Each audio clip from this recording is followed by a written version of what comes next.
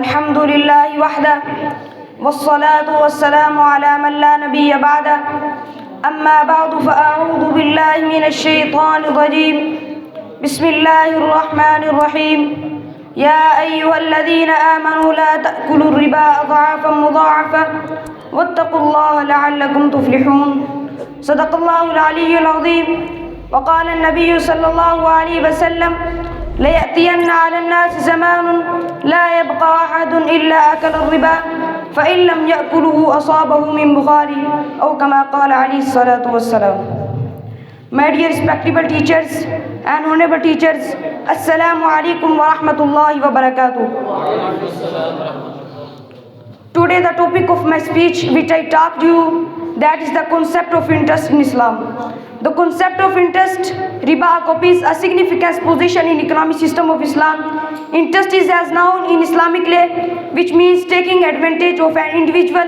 Dear listeners, according to Islamic views, interest is an unlawful act and sin.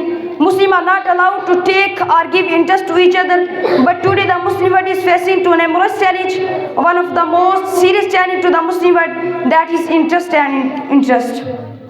Muslims are forced to take or give interest in banking system. The word economic system considered it a trade which is allowed in Islam.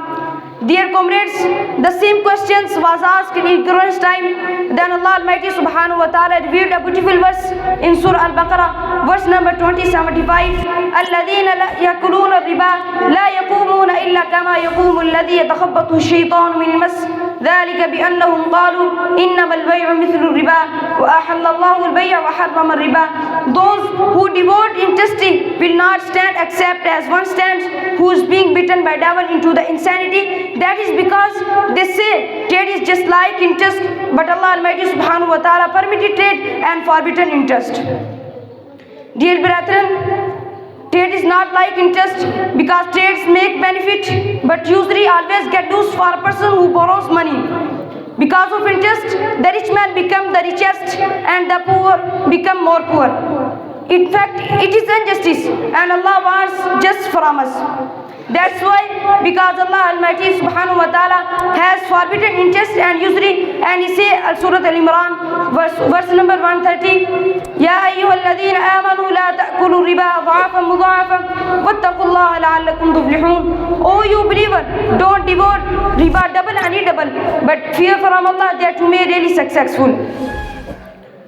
Another place Allah says, وَمَا آتِيتُم مِّن رِّبًا يَرْبُو فِي أَمْوَالِ النَّاسِ فَلَا يَرْبُو عِندَ اللَّهِ وَمَا آتِيتُم مِّن زَكَاةٍ تُرِيدُونَ وَجْهَ اللَّهِ فَأُولَٰئِكَ هُمُ الْمُضْعِفُونَ. That which you are doing to increase through others' property will never increase before Allah, and yet you spend on charity seeking the continuous face of Allah will increase. It is those who devote usury. My followers, now I am going to finish my speech. May Allah protect me and all of you from usury and interest. Ameen wa akhiru da'wana alhamdulillahi rabbil alamin.